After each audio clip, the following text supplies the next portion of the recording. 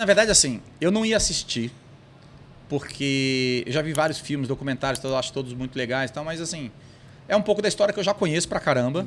Pessoalmente? Pessoalmente, não, eu era não, muito guri, não a íntegra, mas moleque, tem a sua... Mas eu conheço pra caramba, e eu falei assim, cara, quer saber? Eu acho que isso vai ser um pouco mais artístico, né? Não vai ser um documentário, é um seriado, ficção baseada em fatos reais. Exatamente. E eu falei, não tô afim de assistir, não vou ver.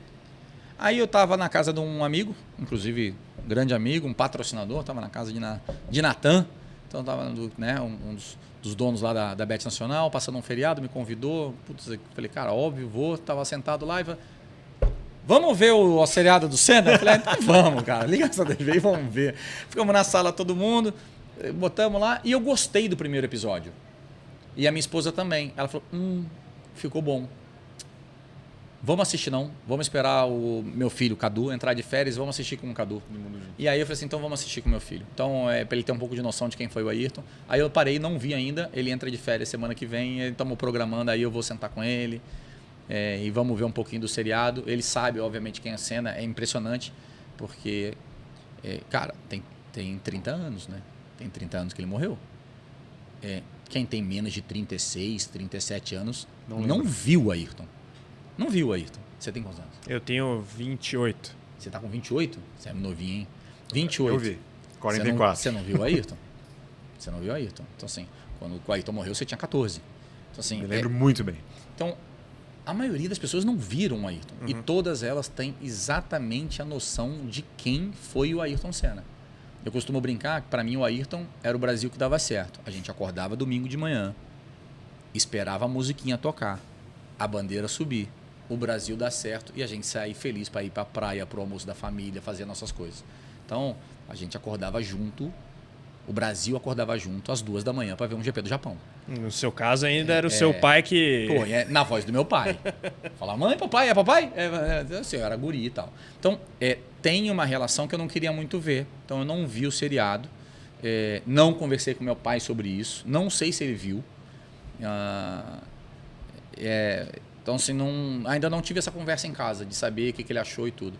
Então, eu também não posso falar muito sobre o seriado, porque eu vi um Tem que marcar um rolê, você, o seu pai e a geração que tá na sequência. Não, pra gente, né, comentando, né? Porque eu fui vendo que tinha uma galera... Sessão comentada. Não, eu vi uma galera na sala, né? E aí tava passando e os caras assim... Mas foi assim mesmo? Eu falei, não, foi. Mas era disso aqui e tal. Mas eu não sabia que ele era casado. Aí eu falei, não, ele era casado. Mas ele teve filho. E aí as pessoas falam, gente, a maioria das perguntas eu não sei não, tá? Eu 84, quando ele entra na Fórmula 1, no começo do ano eu tinha 5 anos de idade. Era 5 para 6 anos. Eu falei assim, desculpa, eu não lembro. Mas eu tive memórias marcantes com a Ayrton quando eu tenho ali... 5 para 6 não, desculpa, 7 para 8 anos, 84. Sou de 7,6. 7 para 8 anos de idade. Então, eu tenho memórias marcantes nessa época. Então, tem uma foto que roda muito nas redes sociais toda hora que fala de Kaká e com a Ayrton, que é ele de macacão da Toleman, com eu pequenininho, ele abraçado, em Jacarepaguá. Eu tô ali com aquelas bermudinhas azulzinha tradicional da Adidas e tal, bem... completamente despojado, um cara de um baita bigodão atrás, que todo mundo pergunta se era meu pai, que não é, e não era. Porque era uma época muito bacana, porque... Nessa época o Ayrton e meu pai eram bem amigos, e como sempre foram, não só nessa época, mas como sempre foram. E o Ayrton gostava de ficar lá em casa. Tinha o teste de pneus de Jacarepaguá. A pré-temporada da Fórmula 1 era concentrada no Rio de Janeiro durante 15, 20, 30 dias, eu não vou lembrar exatamente quanto, eu era muito menino.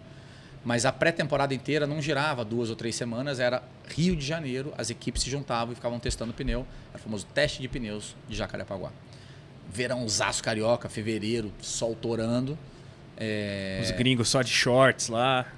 Geralmente o campeonato começava por aqui, né? Começava no Brasil. E aí os gringos só de shorts, sem camisa, um calor infernal. Quase igual a Fórmula 1 dos dias de hoje. E eu tenho várias memórias dessa época, porque eu ficava em casa, eu era moleque, apaixonado por corrida.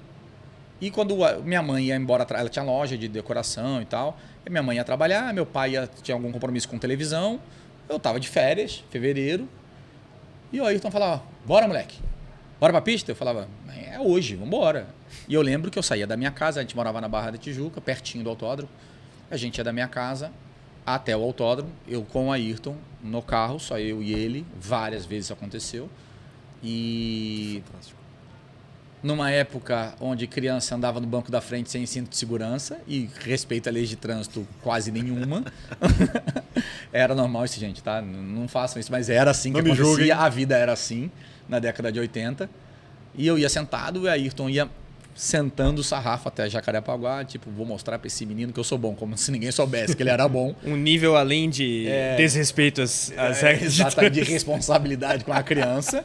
E eu ia rápido até o autódromo de Jacarepaguá e passava o dia inteiro numa infra da década de 80. Ou seja, tinha a lanchonete do Jabura ali atrás, uma lanchonete famosa que ficava para trás, tinha a penúltima curva a 90 e a 120 e a curva da Vitória.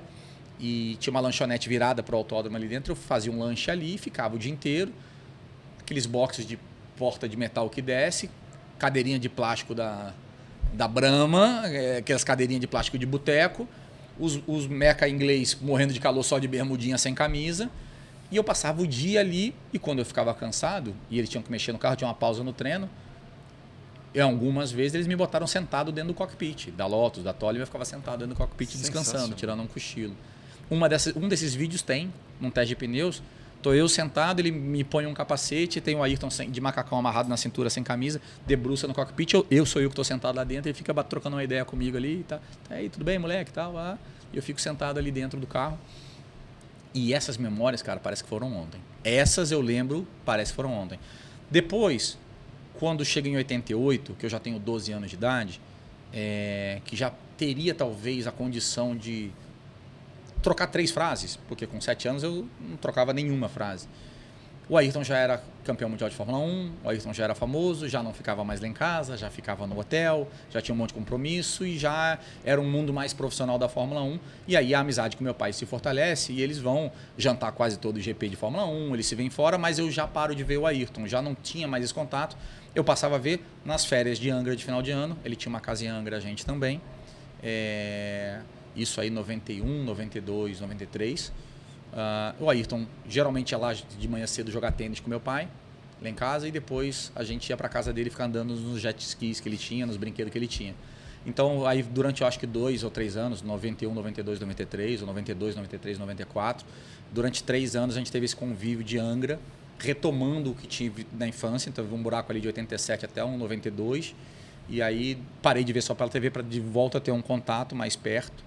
Mas eu nunca bati um papo com o Ayrton. Eu nunca tive essa resenha que eu estou tendo com vocês com o Ayrton Senna. Então, muita gente, mas você teve convívio com o Ayrton? Ele frequentava a minha casa, mas eu olhava de longe, era o tio e não tinha um celular com câmera para tirar uma foto na época. E quando eu voltava pro colégio, eu falava, você não sabe quem foi lá hoje? Quem foi? Fui jantar Ayrton e Xuxa na minha casa. Os moleques, deixa de ser mentiroso, cara. Ainda passava papel de mentiroso. Não, como é que foi? Não foi, cara. Era... Para quem não entende geração nova, é algo muito maior que se Neymar namorasse com a Anitta, tá? Era algo realmente gigantesco. A gente tinha 4 canais de televisão, a gente não tinha internet, a gente não tinha nada. Todo mundo via a mesma programação, todo mundo via o Ayrton, todo mundo via o Brasil dar certo domingo. Então era...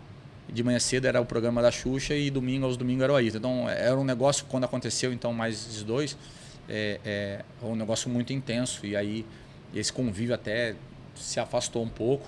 Porque, vamos falar assim, já tinha que esconder, já era mais com o Galvão com minha mãe, já era uma coisa de adulto, cara. Eu era moleque, mas lembro, né, tem uma foto que tá o Ayrton pilotando uma lancha, meu pai do lado de sunguinha, espido, com puta barrigão, foto ridícula dele, eu sacanei ele pra caramba, e atrás sentadas as famílias.